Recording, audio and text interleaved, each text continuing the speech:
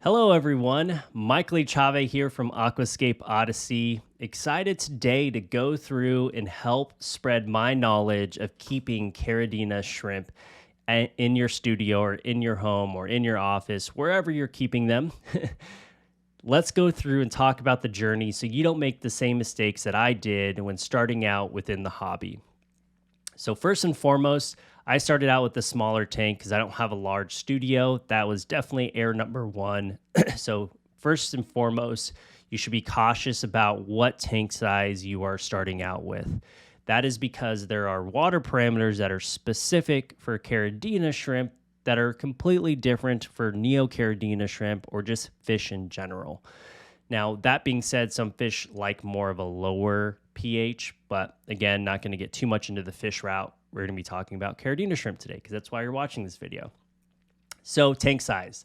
I really and truly recommend you starting out with a 5-gallon tank. Now, I'm more of an aesthetic person and like having a well-scaped shrimp aquarium. So for that fact, I use rimless tanks. They are about 2 to 3 times more expensive than the non-rimless tanks. Just so you're all aware, I did do some research. I was going to create a video, but it didn't seem like it may get that much traction in comparison of rimless versus non-rimless tanks. But anyways, getting back into it. So tank size, 5 gallons is what I would recommend to starting out, just because that's enough volume when you're doing water changes. You're not making a huge fluctuation in the water parameters that are going to change and create stress molting or just stress out the shrimps in general. Anything smaller than that typically will create large fluctuations if you're not well equipped for going through and doing water changes. Now, if you are and you know how to do them correctly, then you can go smaller. I've done it in a 2 gallon tank, which is the one it's like right below there. And it's actually probably about a 1.5 water volume because of the hardscape. But being aware of that. So tank size, highly recommend starting out with a 5-gallon aquarium. Then next, when you're going through and setting up that aquarium, most important next fact will be your hardscape. Well, no, your substrate. We'll go hardscape next. Substrate is going to be one of the best and easier ways if you're just starting out. I highly recommend using control soil or the fluval soil that also has that. That just is activation from perspective of creating a better pH and lowering the pH over time when that starts to break down and helping you maintain a correct and well-balanced, from a water parameters perspective, aquarium. So I highly recommend using the fluval stratin soil or control soil. There's also like the Amazon soil that you can get, Amazonio or something like that. I've used the fluval and I've used the control soil from UNS. Those are my recommendations, but also I like a well aesthetically planned tank. So I usually do control soil in the back where my plants are going to be. That helps buffer that pH down. And then in the front, I use a nice accent substrate, particularly from UNS, and the one that you're going to be seeing in the video, I believe, is the Pacific. You'll see it in the description. I totally forgot the name. I don't think it's Pacific. That is from the video you're seeing of me successfully keeping a colony and breeding a colony of Galaxy red and black Pinto Caridina shrimp. So that's what you'll be seeing clips of, just showing you that I've been able to do this. I've also started a blue bolt and some crystals too. But anyways, substrate. Next one is hardscape. So you want to make sure you have non-buffering hardscape.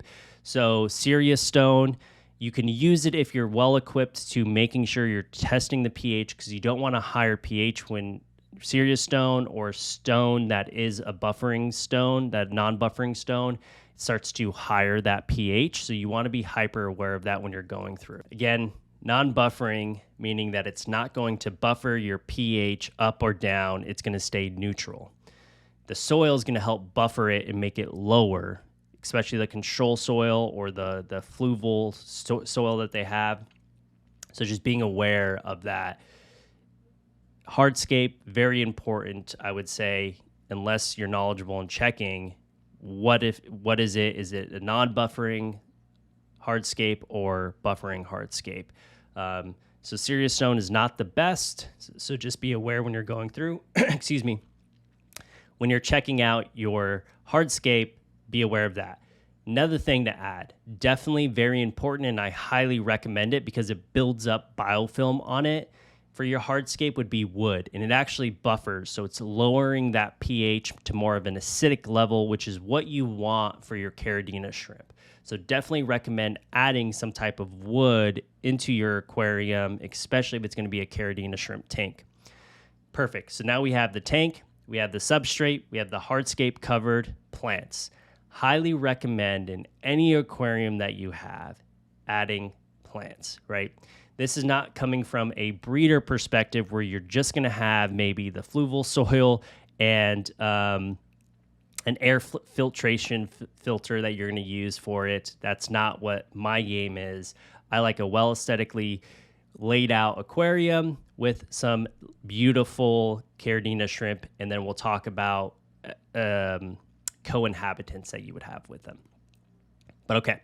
So plants, definitely highly recommend plants. And if you're just a beginner, Anubis plants, there's some additional plants that I'll list down in the description. If you have any questions about types of plants that I would recommend from a beginner, heck, I may even do a beginner guide to what plants you should get to start out.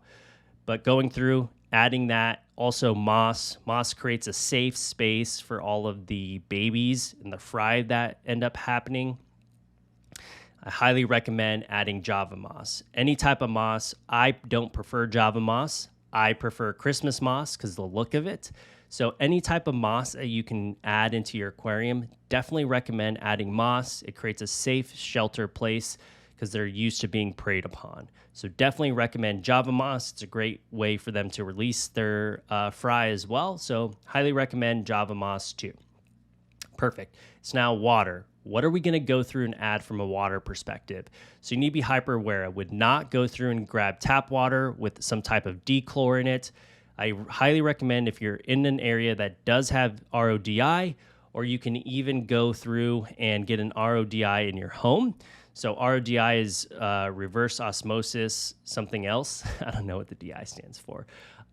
Basically, it's removing all of the minerals from the water.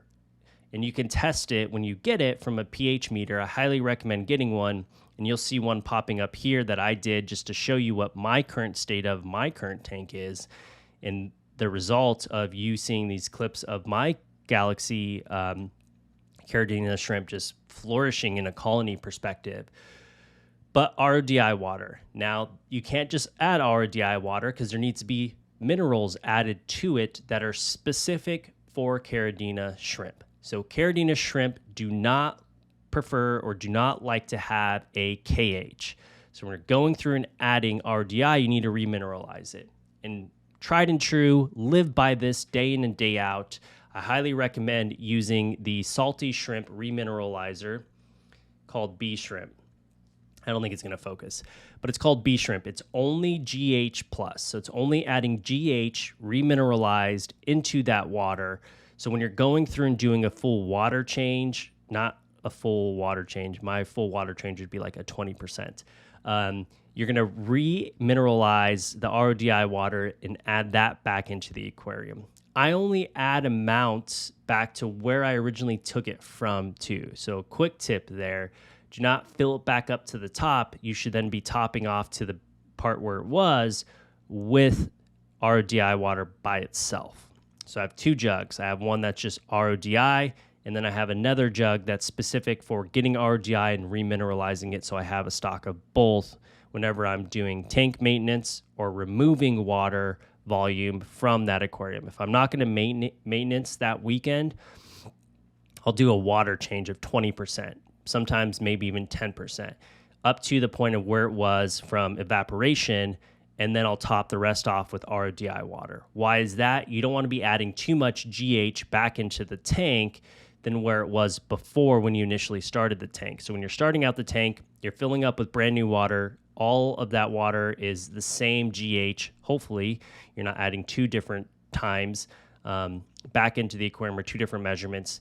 So you want to be hyper aware when you are removing water. You're adding it back to where it was and then topping back off with RDI, because then you're just over GH adding into that aquarium. That happens with evaporation too, right? If you evaporate and you're adding a GH remineralized RODI water back into your aquarium, you're adding more minerals than what were there even prior back into the aquarium, because when evaporation happens, it's just the water. It's not the minerals in the water that are being evaporated either. So being aware of that too when you're going through and doing any water changes or even topping off an aquarium, you should always top off with RODI, going through and checking it out. So when we go through and look at a GH perspective, you just want to be aware the GH that they recommend, and what mine sits at about 5 right now, is 4 to 6. Now, a pH perspective, most people say a pH is around 6 to 7.5. You're going to be seeing a clip right now of my TDS. Now, I don't depend too much on my TDS anymore, just because I've been successful even with a higher TDS. So most recommend, around 75 to 120. Mine actually sits at 223, and you're going to see my TDS pen go through and show you what my current TDS is of my Caridina shrimp tank, and I have no issues, no molting issues, but my GH does sit at about 5. Not about 5, it is 5 from my counting of the drops. I do recommend getting a test kit too, so being aware of that when you're going through. I use the API test kit, testing out any of my water parameters perspective. So just being aware of that. Also temperature. So I live in Arizona, it's hot. So you just need to be aware of temperature. In the summer, I don't have I have a Hager heater in my aquariums, and I don't run it in the summer just because it's already hot. But in the winter, I do go through and run it. The temperature that most is recommended for this, and I have a little note sheet here, is 64 degrees to 76. My temp, I believe it was at like 72 or 73. You can see it in that video that I just showed of my TDS pen, and then my pH. My pH was around 7.3. So again, their pH recommendation is 6 to 7.5. So mine's more on the higher end. But hey, they're successful, they're breeding, and I've had no issues. So that is my tip from a water parameter perspective. Now let's talk about food. Whenever you're setting up an aquarium, especially a Caridina shrimp tank, you want to have it well cycled so there's enough biofilm built up to feed the shrimps naturally. I also supplemental feed my Caridina shrimp as well. But when you're cycling a tank, and I wouldn't do this. So this is one thing I've learned. If you're cycling a tank and it has anubises in there, I wouldn't put Bacter E in immediately with no life as much in there. And if you do, just add a little bit, don't add a lot. The scoop that they give you is way too much. I usually get a toothpick and grab a little bit thimble of it and put that in my aquarium. I've learned if I put too much with no life in there and it settles on the anubises, it actually starts to ruin the anubis as well. So just a little quick tip there, but definitely recommend Bacter E. So Bacter E actually allows food and adds food into the aquarium to build up a biofilm, which is essential for keeping shrimp, because that's what they traditionally go through and eat on without supplemental feeding. They also feed on like diatom algae that builds up in areas too. But again, biofilm is one of their most sacred foods within an aquarium. So highly recommend getting Bacter E.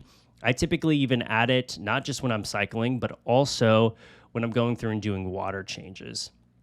So after I've done some water changes, I'll go through and throw a little thimble, not the scoop that they give you, especially from a nano tank perspective, into my aquarium. Next thing is what else do I go through and feed them? So it is essential for molting within shrimps to have calcium. So I go through and actually add some food that has protein built in with calcium. And I don't know the brand of this. I should probably know that, but this is calcium plus protein. But you can go through and look for calcium food that you can give to your shrimps that's essential for creating and giving them enough minerals to molt successfully. So when you're going through and seeing shrimps molt, they shouldn't be molting every day. Well, they probably wouldn't make it past then, but if you did a large water change and you saw a lot of molts, that means there was something off when you were doing a water change in the water parameters from the existing tank into the new water that you were adding into that tank. So be hyper aware of that. I drip water whenever I'm re-adding water in. I do not do just a full dump into there from a Caridina shrimp perspective, even any of my tanks. because they all have shrimp. But again, calcium helps make sure they have those essential malts when they're going through and being in their tank. The next thing is I've actually just started using this. This is from Glass Garden 2, which is the same thing from Bacter E, is I've been using their shrimp dinner. So their shrimp dinner is great because it doesn't break down quickly and add any type of additional waste into the aquarium. And it's slow breaking down and it allows them to munch on that. And I do not feed my shrimp every day, and they're still breeding successfully and rapidly. I feed them about every 2 to 3 days is what I go through and feed my Caridina shrimp. So that's one. Mineral Junkie, where it's just minerals, not protein. So this is what I add if I want to give them a little bit of additional minerals. I would probably give minerals. I don't even really have like a schedule, but if I think about it, I rotate food. So I don't give them the same food every single week. I rotate food every other week. So I would say every other week I'll give them minerals. If I'm not going to use the mineral protein one, because I do have fish in my aquarium and I do feed them bloodworms, which shrimp love.